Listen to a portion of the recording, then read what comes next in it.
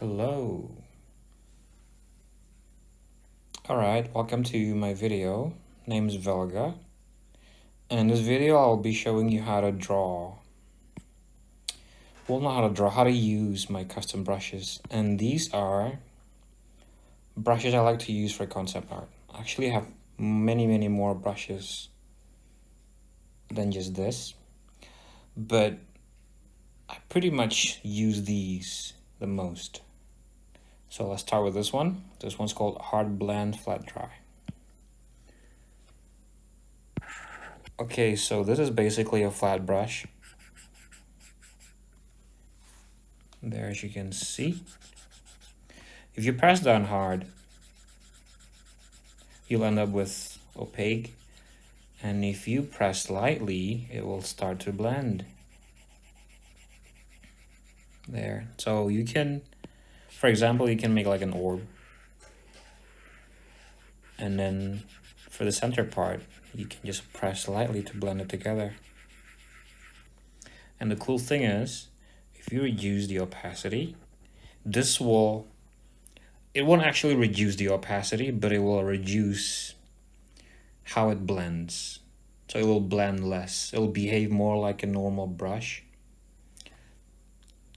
Let's go. So here we go. So this is very good for adding texture. So as you notice, it barely blends, if none at all.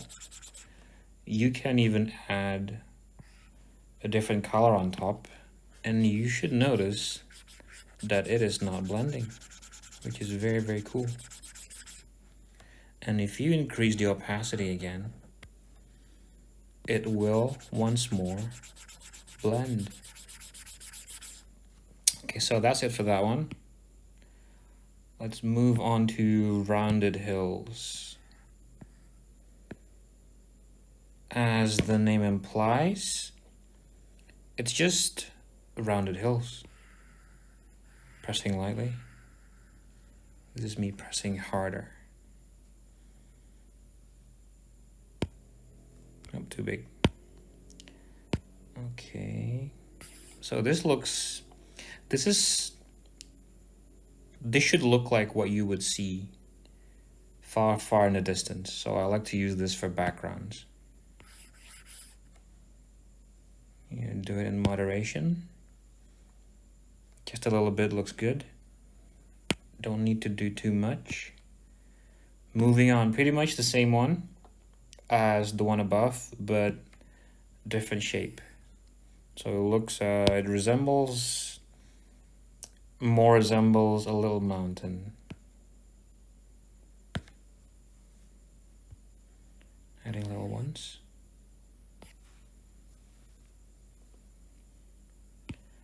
And now, cliff impressions. So actually, if you have like a cliff face, oops, freehand, like this, and it's browned. What this one does is actually just add the impressions of rock, like so. Now this gives the impression that what you're looking at as a cliff side, because cliff sides are very rocky. So that's what it does. You can blend this together. Like, you can do so much more, but you can already achieve a convincing look just by doing that. So we're moving on to patches of land. Delete. Clear this one. Actually, no, don't clear it.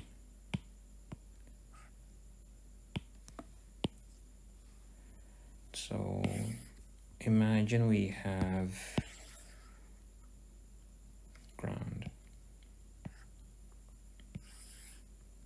And it will be It's too dark. Let's make it brighter. Less saturated. There. Patches of land. It simply allows you to indicate patches of land. Like if you're feeling a bit lazy in drawing the ground, especially if it's far away, you can just do something like this. This is me pressing lightly. And then as I move closer to the foreground, I start to press harder. There, see? And again, you can blend this together, or you can erase it. And to erase, it's actually good to use this one. Oops. You know what, maybe let's blend.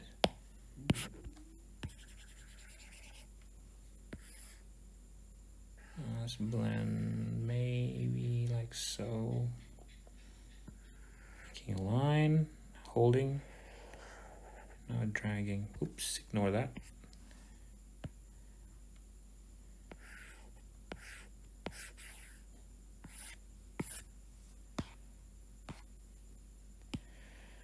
And now we can move on to ground glow. And how I like to do it is draw it on a linear dodge or a color dodge layer. Let's go with linear dodge. So you can actually see that. Let's do color dodge.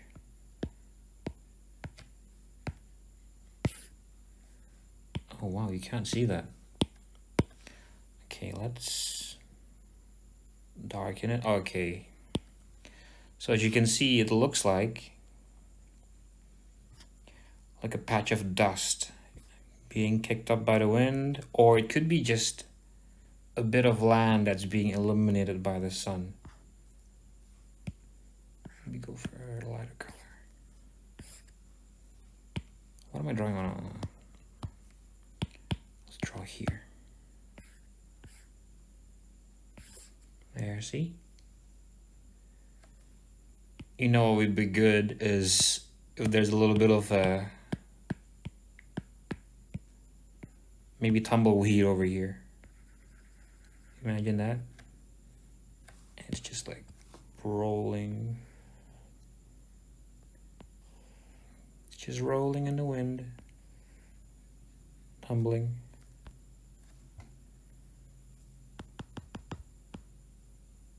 Okay. What do we have next? With trees.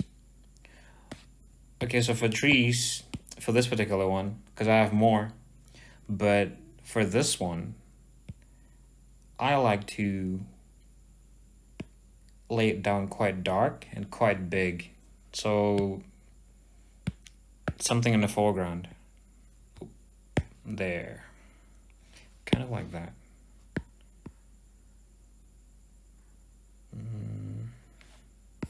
Wonder if it, I think here looks better. Maybe another one here. Nope.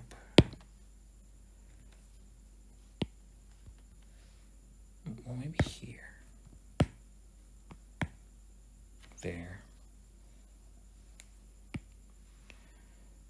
And some leaves, if you'd like to add more leaves.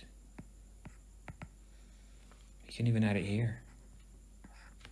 Somewhere. Maybe a different color.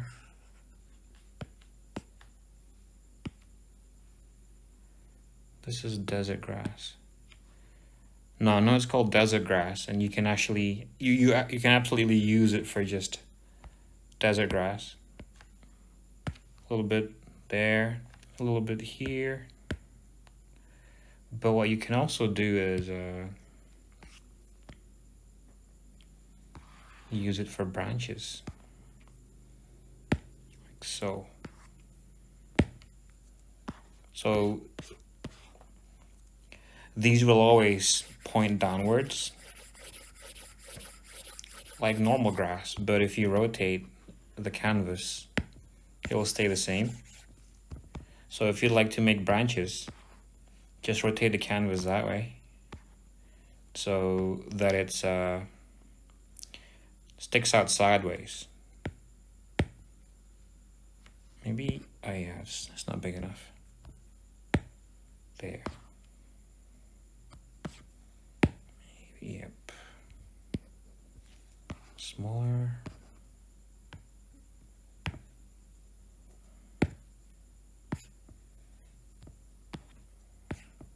Yeah. Okay. Lots of distant light. Okay, so this is it's quite complicated, but you know how when there's a town in the distance, or when you're in the city, you're looking out the window. For distant buildings, when they have lights on, all you can see are just bokeh balls. Well, that's what it does. So imagine there's a village here. You know what, for village, let's start with distant rooftops.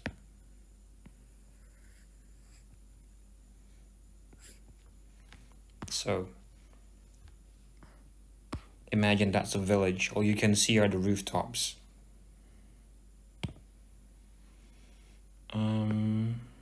Maybe you can go for using the same brush just imagine walls, an actual city.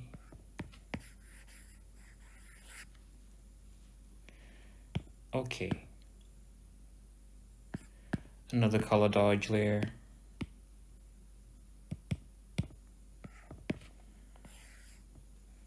There. Maybe let's blur this one.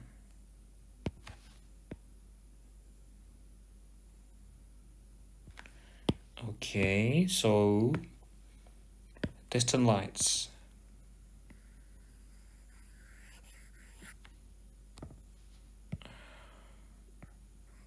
Let's go with bright.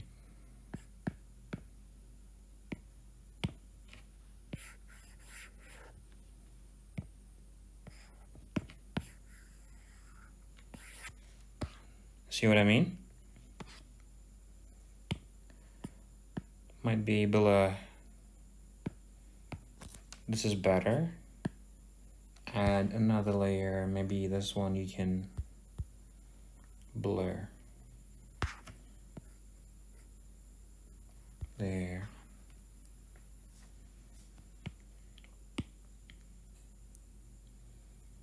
Okay. So that's it for distant lights and distant rooftops. Next, let's move on to rolling hills. For rolling hills, it's rolling hills.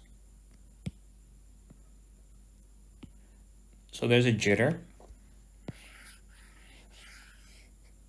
So you cannot get in random either dark or light spots, and if you press harder you get bigger strokes. So I just did a little thingy there and now it looks convincing, like that's an actual piece of land. Let's do another one on the right side. There. This little funny thing sticking out I like to blend, and I like to blend it. You can use any brush to blend, but in this case let's just use this one for the sake of it.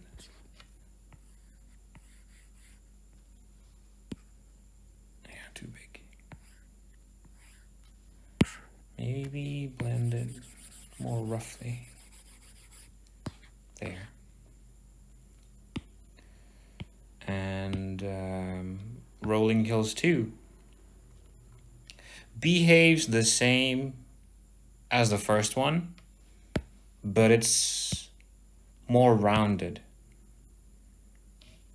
So let's make another one below that,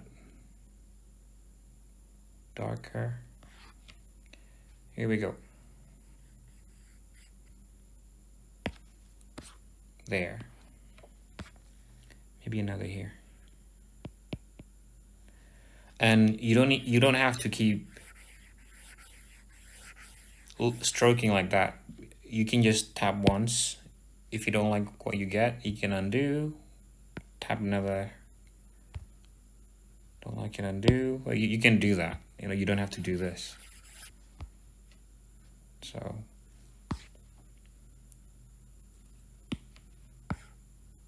And insects.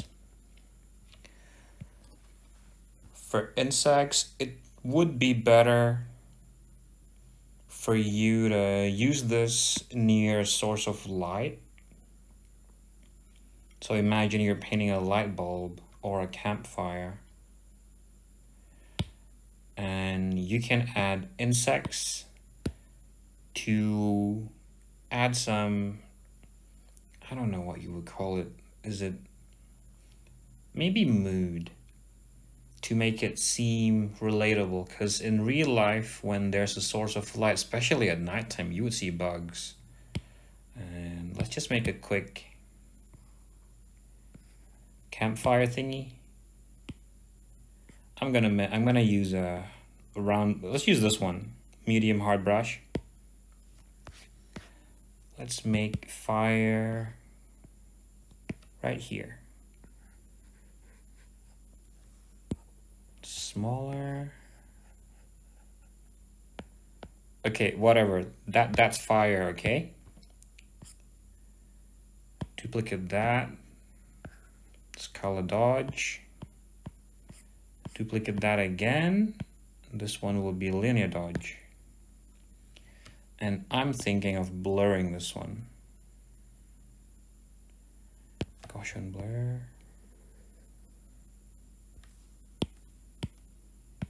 Bit too bright, so let's turn it down.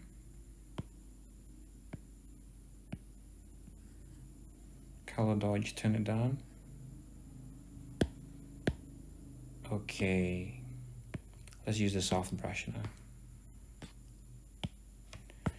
Oh yeah, let's change the background color to something that resembles nighttime. Maybe that. Oh, an overlay layer too, maybe. So it's too bright.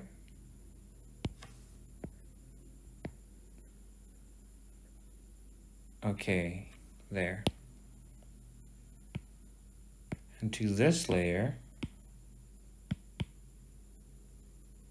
we can add a glow.